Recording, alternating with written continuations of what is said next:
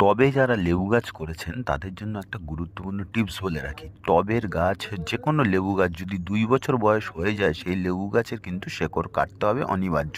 নইলে কিন্তু এই যে এতগুলো শেকড় এখান থেকে বেরানোর পরে আরও দেখাচ্ছি কীভাবে দেখুন রুট ভর্তি হয়ে গেছে।